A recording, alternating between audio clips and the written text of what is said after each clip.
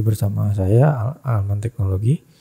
Pada kesempatan kali ini saya akan menjelaskan mengenai materi dari .NET Core dengan judul Database First Approach.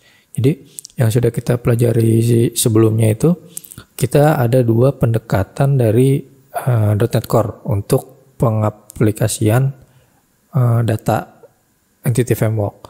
Yang pertama ada code first, yang kedua ada database first. Jadi yang dulu pernah kita pelajari di code first itu kita coding dulu. Setelah coding kita istilahnya sinkronisasi dengan SQL atau database kita. Tapi kalau di database first, jadi perbedaannya seperti ini. Di database first ini kita lebih dahulu mempunyai sistem database sendiri. Jadi kita sudah ada database-nya, teman-teman di sini punya database sendiri yang sudah jadi, sudah ada datanya, sudah ada tabelnya, sudah ada store procedure dan yang lainnya, tapi menyinkronkan dengan coding di .NET Core. Nah, yang sekarang kita akan pelajari seperti ini. Oke, kita coba langsung saja. Jadi teman-teman di sini bisa coba create new project. Nah, di sini seperti pertemuan kemarin teman-teman bisa memilih ASP.NET Core Web API. Jadi karena di sini kita belajar mengenai Web API, nah kita coba pilih ASP.NET Core Web API. Kita next. Saya di sini menuliskan dengan project database first approach. Jika sudah, kita next. Lalu di sini saya menggunakan .NET Core versi 5. Jadi kalau teman-teman di sini ada yang versi 6, di sini teman-teman juga bisa memilih versi 6-nya. Kita create di sini.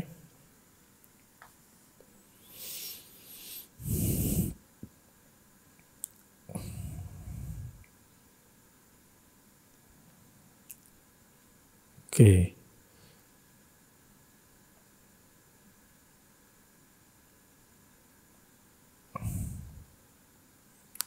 Jika teman-teman di layar monitor teman-teman sudah tampil seperti ini, project sudah berhasil dibuat.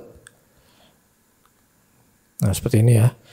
Seperti pertemuan kita sebelum ini, saya menjelaskan bahwa saya akan memisahkan antara interface, data service, lalu data model, lalu ya hanya 3 itu. Nah, itu saya pisahkan dengan folder tersendiri. Jadi teman-teman di sini harus membuat sebuah, terserah sih. Kalau saya membuat di sini model untuk semua model. Lalu di sini ada saya membuat interface.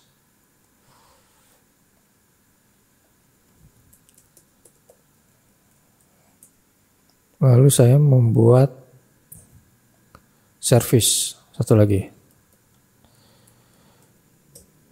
Nah, setelah kita mencoba membuat folder-folder ini, teman-teman di sini bisa mendownload atau menggunakan manage nugget package. Ya, jadi caranya klik kanan. Mungkin yang biasa menggunakan Visual Studio sudah paham. Jadi teman-teman bisa menggunakan klik kanan manage nugget package.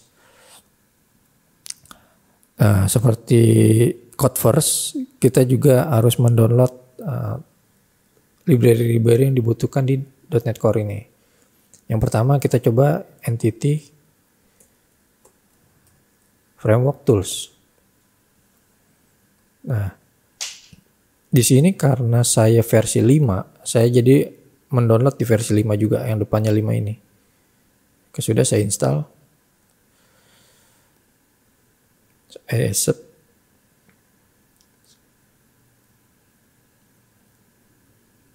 Nah, tunggu sampai selesai. Lalu yang kedua itu teman-teman download Entity Framework-nya.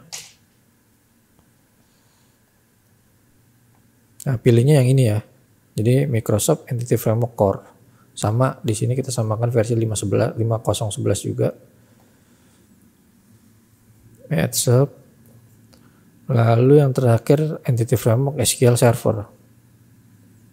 Di sini biasanya udah ada yang keluar SQL. Nah, pilih yang ini ya teman-teman. Pilih di versi 5.0.11. Install.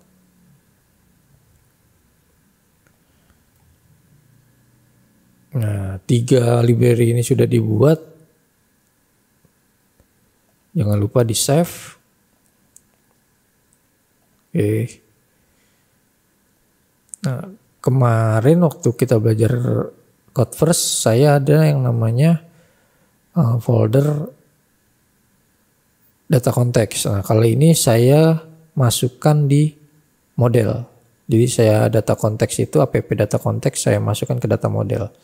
Nah, sebelum saya memulai untuk mengenerate database yang sudah ada, jadi saya contohkan. Oke, saya punya database bernama DB Netcore ini. Ya, saya punya DB Netcore dengan 3 table di dalamnya, yaitu master product, master UOM, dan master brand. Di table-table ini sudah ada datanya. Seperti ini contohnya. Sudah ada kolomnya juga. Oke. Lalu kita coba yang brand juga sama, sudah ada juga. Yang UOM juga sama. Oke, dari 3 table ini kita mau coba generate, anggap kita sudah jadi satu database yang sudah siap. Bagaimana cara mengsinkronisasikan ke .NET Core-nya. Lalu teman-teman bisa, pertama ini teman-teman harus menambahkan connection string. Jadi connection string itu yang sudah kita pelajari sebelumnya, kita tambahkan di app setting. Ya, di app setting ini kita coba tambah seperti ini. Sebentar, kita coba tambahkan ini. Jadi karena di lokal komputer saya menggunakan password, jadi saya di sini akan menambahkan loginnya dengan password. Oke, kita save, tutup. Oke, bedanya dengan Codeverse yang kita jalanin, kita belum bisa menambahkan startup untuk manggil app data konteksnya. Kenapa? Karena belum kita generate, teman-teman. Jadi kalau teman-teman di sini sudah generate, itu baru bisa dipanggil di sini. Ya. Terus kita coba untuk membuat sinkron dari database yang sudah ada. Oke. Teman-teman di sini bisa memilih Package Manager Console. Lalu ketikkan sintaks ini.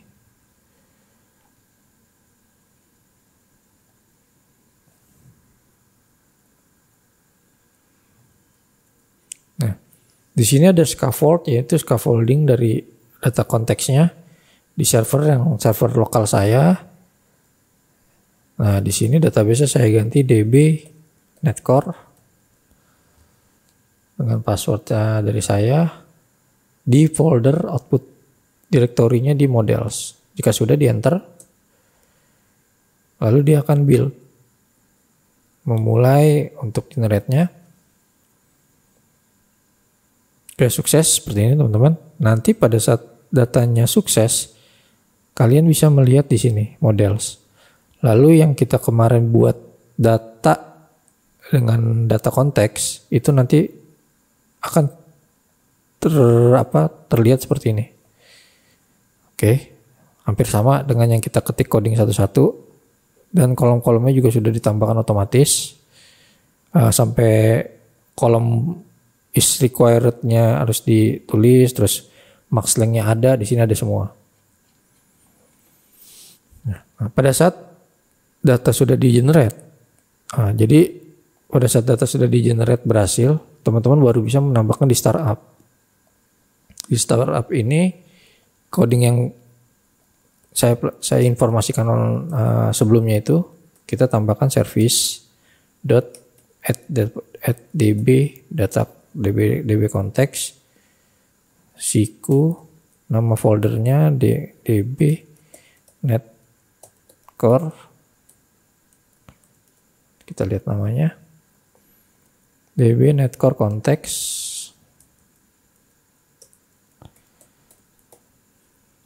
Nah, tutup, lalu sini kita tambahin opt, lalu lambda expression option dot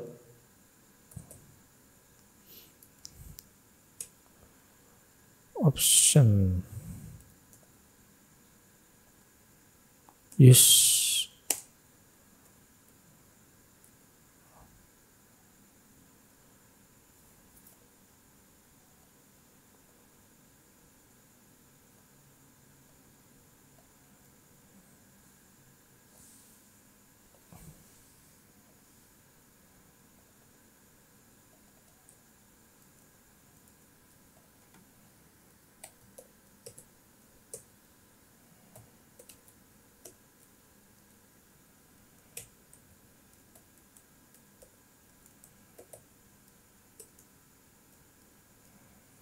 SQL server, lalu konfigurasi .get connection string,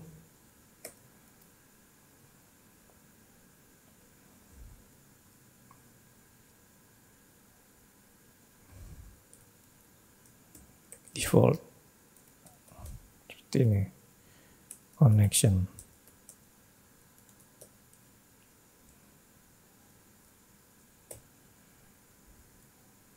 Sini ada error, kita lihat errornya apa.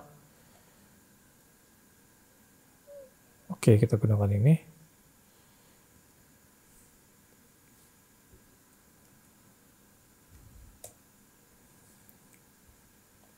Jika sudah kita tambahkan, lalu yang sudah saya jelaskan, kita ada yang namanya interface di sini. Jadi teman-teman di sini harus buat kelas interface. Kita coba dengan new item, lalu pilih interface. Saya buat contoh satu di product, product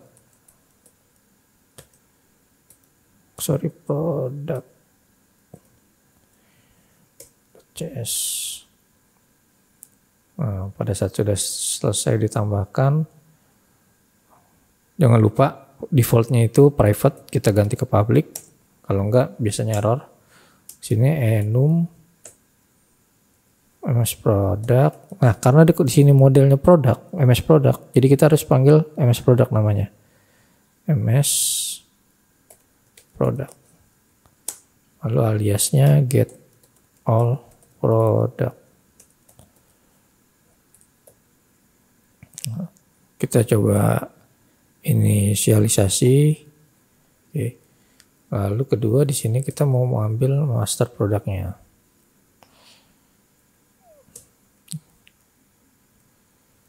Get data integer ID. Lalu di sini ada, coba kita mau nambahkan datanya.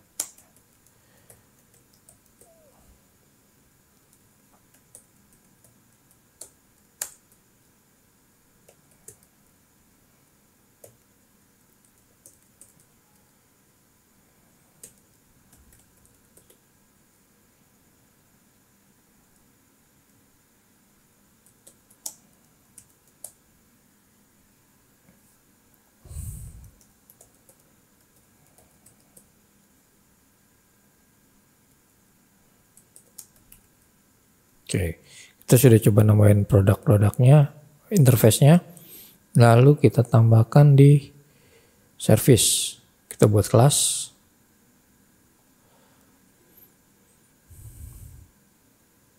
Saya namakan di sini product service.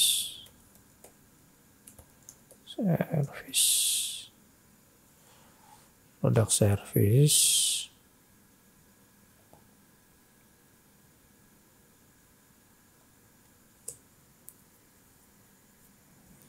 Habis kita buat, kita tambahkan interval i product.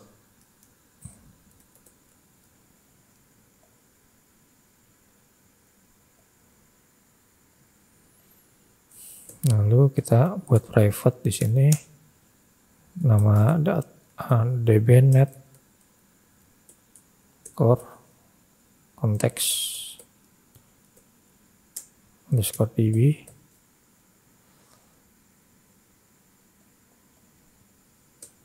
Lalu kita buat di sini public product service, kita panggil db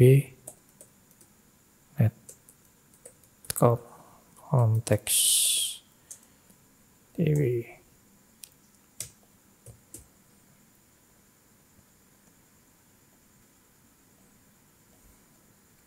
db sama dengan db.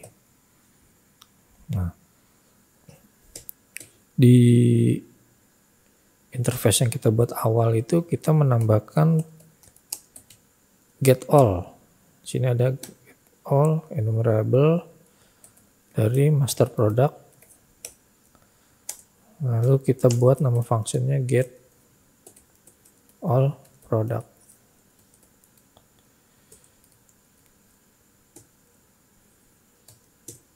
Kita kembalikan hasilnya dengan nama underscore db ms product dot order by s kode product.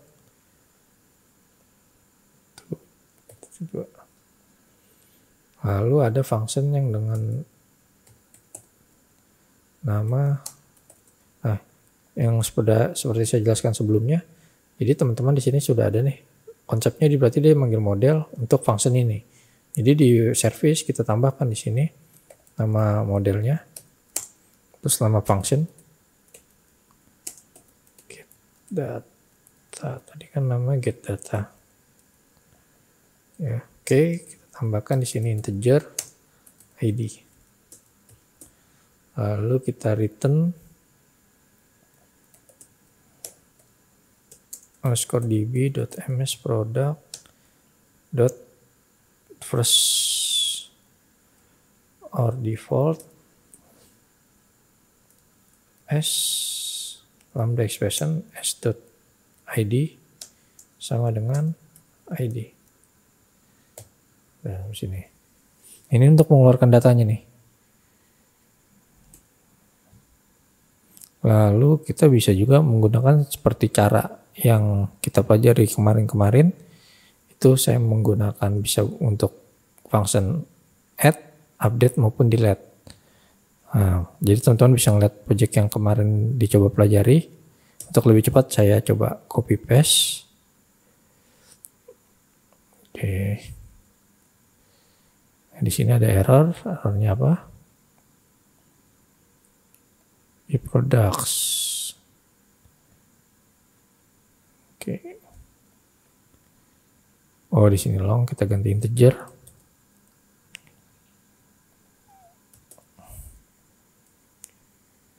Oke. Jika sudah selesai, kita masukkan ke controller. Kita buat controller baru.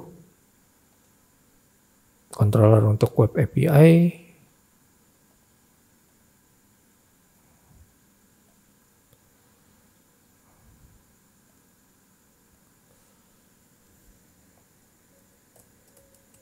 Products.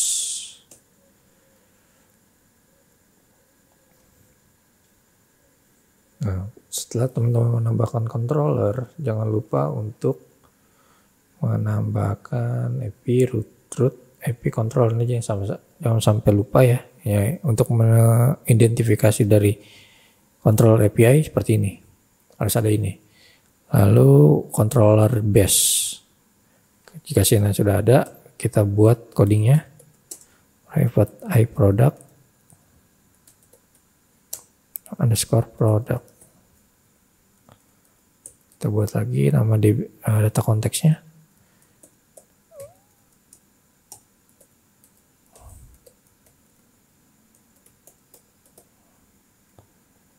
score DB. Kita inisialisasi.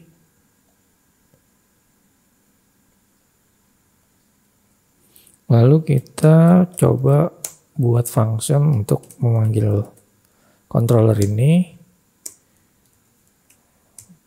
Product sama dengan products.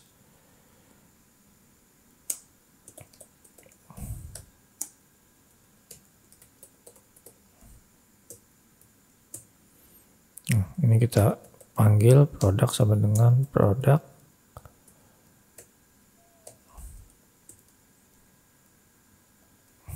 DB sama dengan konteks. Oh sorry, saya ganti aja namanya konteks. Copy paste saja. Nah, function-functionnya kita samakan seperti pertemuan sebelumnya yang kita pelajari tentang code first untuk lebih cepat. Coba copy semua. Teman-teman paste di sini. Nah, ini fungsinya sama yang kita samakan dengan pembelajaran kita mengenai code first. Nah, kalau di code first kita di sini manggilnya long, di sini kita manggil integer. Oke, ini integer. Ini integer. Simple kan? Lalu jangan lupa di startup-nya kita tambahkan scoop-nya. Yang kita pelajari ada 3 dependencies injection, yaitu ada scoop, transient, dan singleton. Kita buka di sini.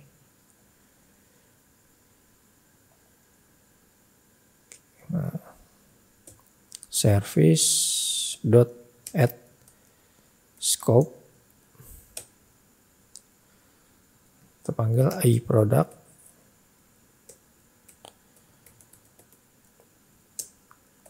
Product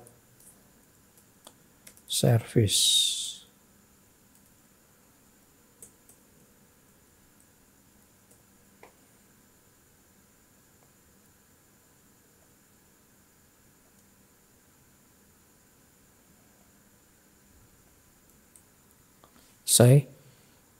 Kita coba jalanin ya.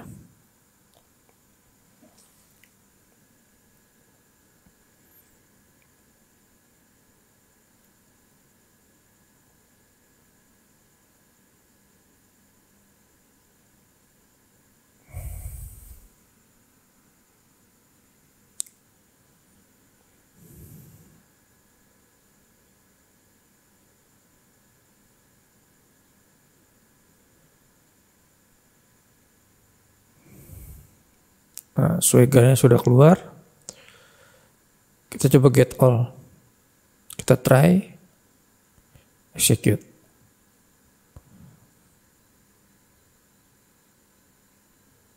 Oke, keluar.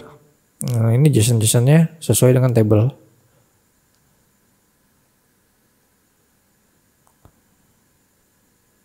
Nah, hampir sama kan dengan yang code first.